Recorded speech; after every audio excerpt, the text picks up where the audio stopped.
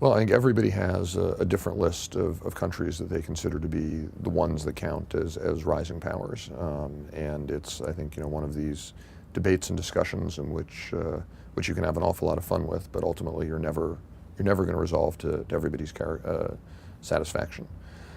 One of the really interesting things, I think, for considering this question right now is that the definition of what constitutes power in the international system is changing. I mean, it used to be pretty easy to figure out who the rising powers were in the 19th century, because you just figure out, who's putting the big battleships, out to sea.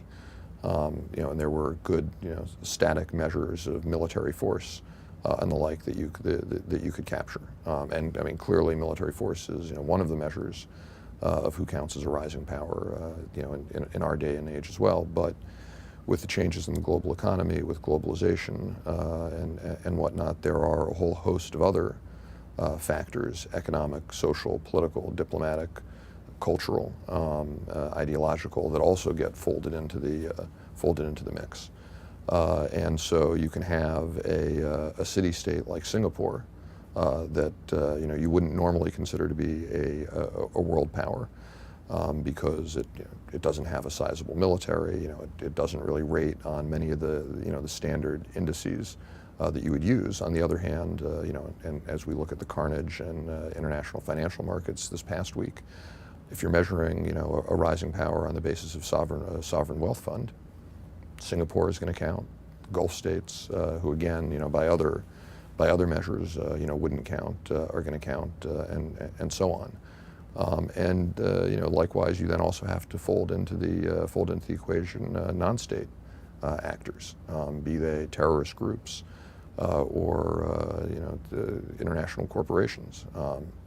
We exist, unfortunately, in a day and age in which a non-state actor has the ability to present an existential threat to a state.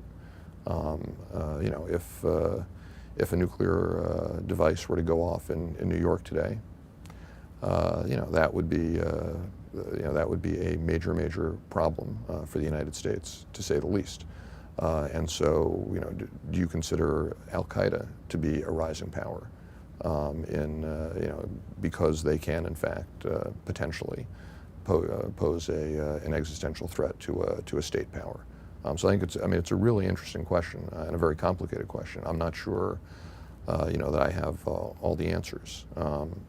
Beyond that, there are sort of the standard list of countries: China, India, the European Union as a conglomerate, Japan, the United States, Russia is clearly resurgent in world affairs, thanks in large part because of the revenues that they're now gaining from their natural resources.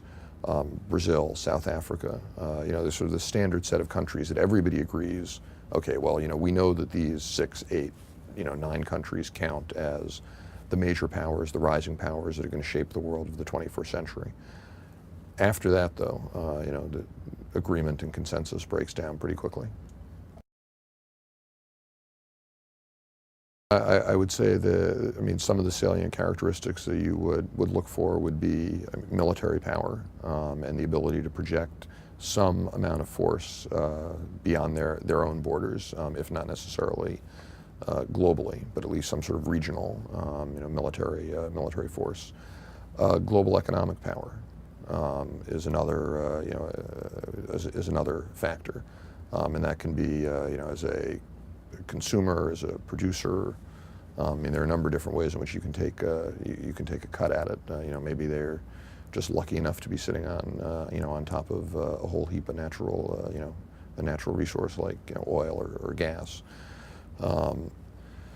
Diplomatic power is another factor that you can fold into the equation. There are countries that, by dint of intellectual capital, force of their example, manage to carry sway in world affairs, and there are middle powers. And Australia is a perfect example of that. That managed to punch above their weight in some ways in the international community because of their ability to very effectively work their diplomatic resources. Ideological power still counts. The attractiveness of the example and the idea that underlies that country. And this is obviously one of the great challenges for the United States and the world right now, is that we've always been a very attractive model and had a tremendous amount of ideological appeal to other countries, except for in the past several years we've managed to besmirch our good name, and now need to figure out how we're able to get back to a point where the power of our example and the attractiveness of our model of government and way of life is something that we can use to get traction and leverage in global affairs. I would add to the list cultural attractiveness. That maybe that's sort of a subset of the ideological power. But when you look at East Asia, for example, and you look at the attractiveness of South Korean pop stars in Japan, that's this sort of cultural vitality plays a role as well. I'm sure I'm leaving things out, but those are the sorts of factors that I would toss into the equation. Well, one of the interesting questions right now about China and China's future trajectory is, whether or not they are in fact pursuing a model of free market capitalist economy, authoritarian government, both internally and in terms of other regimes that they support in Asia and Africa and in Latin America. That may not rise to the sort of ideological challenge or conflict that we saw between the United States and the Soviet Union during the Cold War, but that's definitely an alternate model of how to govern and how to manage your economy and manage your people than one that I think most Americans would feel comfortable with and want to promote. And if in fact this sort of Beijing consensus approach is one that the Chinese do start to actively promote abroad. It's kind of hard to get a good handle on how active or how passive they are with their promotion right now. That's the sort of thing that could certainly be a challenge to the United States, depending upon how you include Al Qaeda's ideological model and what they're trying to do, and whether or not you would include Al Qaeda or other non-state actors in this sort of equation. Certainly a huge part of their quote-unquote appeal has to do purely with a sort of ideological, radical religious message that has certain implications for how they would like to see a large part of the world governed. That's an ideological challenge. At the end of the day, the fight between the United States and Al Qaeda is not a military battle, although there are certainly going to be aspects of it that are going to include the use of armed forces, intelligence assets, and whatnot. But it's an ideological battle, and they're playing for hearts and minds in Afghanistan and Pakistan, elsewhere in the Middle East, and that's a battle on sort of, in the realm of ideas that we have to be more effective in engaging in as well.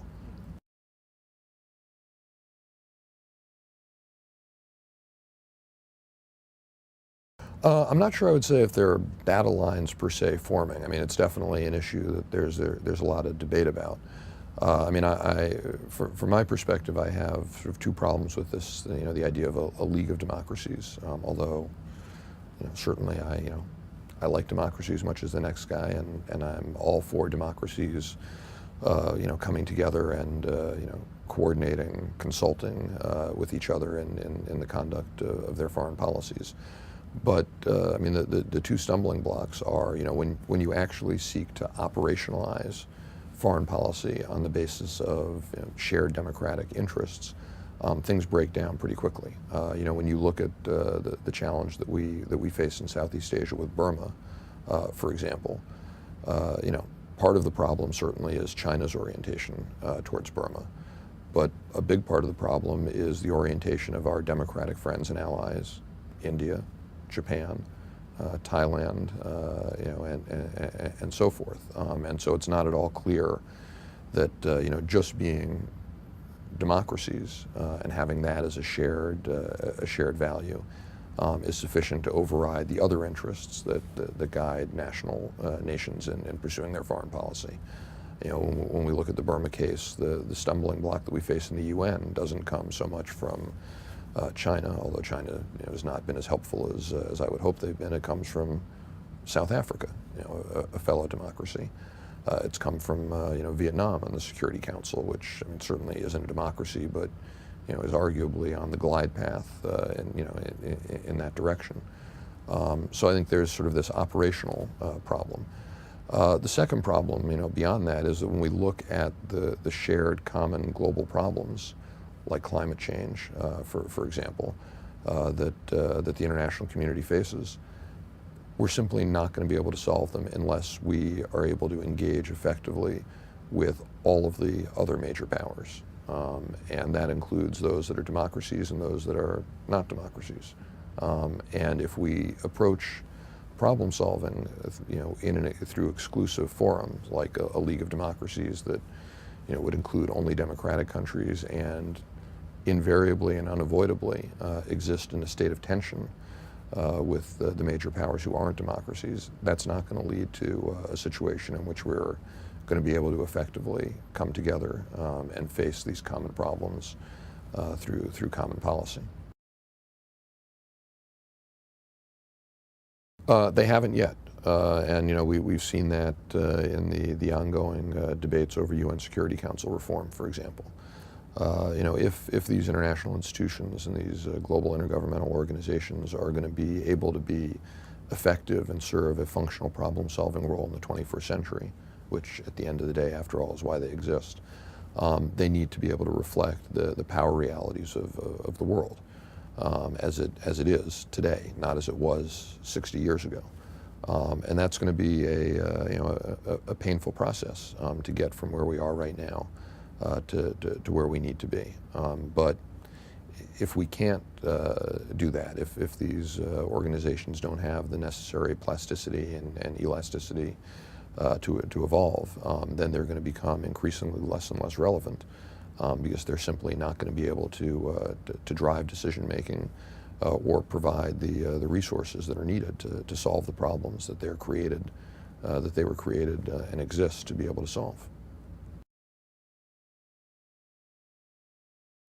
I'm going to cop out to some degree on the energy issue because I'm not a huge expert on it, but sort of my sort of 30-second you know, bit of wisdom, such as it may be, is that, you know, at the end of the day, whether it's energy or other natural resources, you know, there are certain concrete, real things that people and countries need in order to be able to survive and function.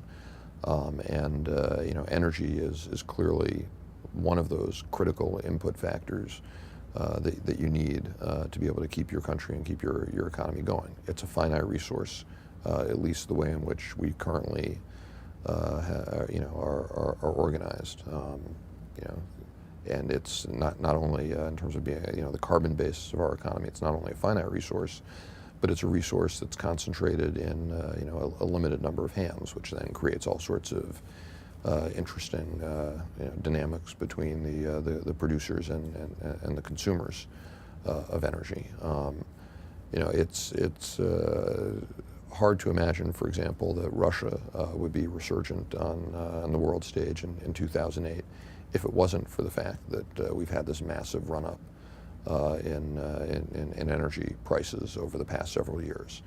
You know, everything was heading in the wrong way for Russia by any objective measure throughout the 1990s and the early the early years of this century until energy prices turned around.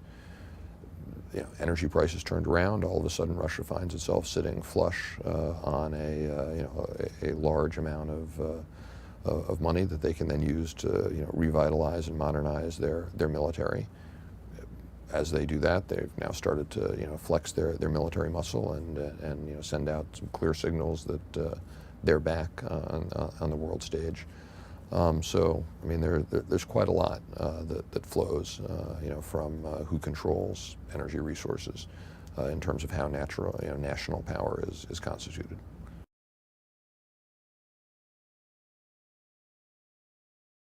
One of the interesting challenges as I sort of look at how major powers are interacting on the world stage today is that our economies are very, very tightly tied together. One of the fascinating things for me about looking at some of the consumer product safety issues between the United States and China that have arisen over the past couple of years is there are any number of ways in which you can take a cut at the issue and make arguments about what China should be doing, what the United States should be doing, and so forth.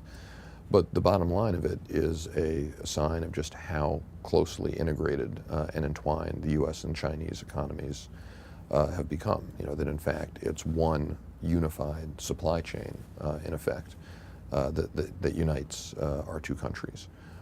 When you look at South Korea's economy, there's a very interesting correlation between Chinese exports to the United States and the strength of South Korea's economy. Not necessarily so much South Korean exports to China per se, but Chinese exports to the United States and the strength of South Korea's economy. That suggests that if the United States starts importing less from China, South Korea is going to feel it in terms of an economic slowdown. So there are all sorts of interesting interactions because of how tightly bound our economies have all become, and that in turn creates all sorts of interesting tensions and interesting challenges for policymakers. Getting back to some of the consumer product safety issues.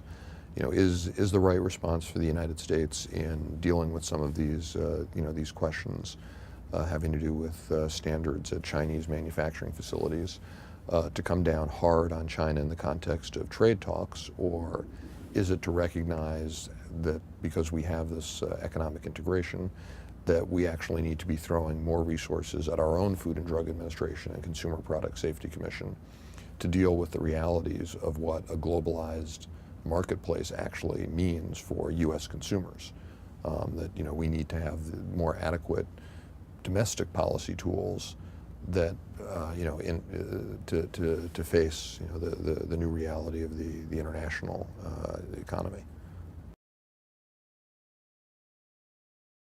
One of the interesting features of the globalized economy is that we see sort of winners and losers, spread out very unevenly in different countries, because we're in effect developing not a U.S. elite, not a French or British or Japanese or South Korean or German elite, but a global elite, and so you have this global elite that operates internationally and it bounces around from country to country, and then you have all the rest, wherever they may be, in Brazil, in the United States, in China, all competing against each other in a global, in a global workplace as well, and because you have now this exposure of the U.S. workforce to competition from China, from India, from wherever it may be in the world, there are tremendous forces to drive down pay for labor and whatnot in the United States that a U.S. workforce never previously had to be concerned about, and that goes the same for the workforce, no matter where it may be, and so you have these dynamics that are driving greater social and economic stratification in pick your country, wherever it may be, and that's that's an issue. Some of these distributional issues are challenges that we're going to have to figure out how to deal with. I don't think we've figured it out yet by any means. I think one of the miscalculations that the Bush administration made was that they predicated their national security policy and their approach to world affairs on the premise that the United States could be the preeminent predominant power in the world, and that we would brook, as I think they put it in the 2002 national security strategy, no peer competitors. That simply, and I think we've had ample empirical evidence of that over the past 6 years, that simply is not a sustainable approach given the new power dynamics that are at play in the world today.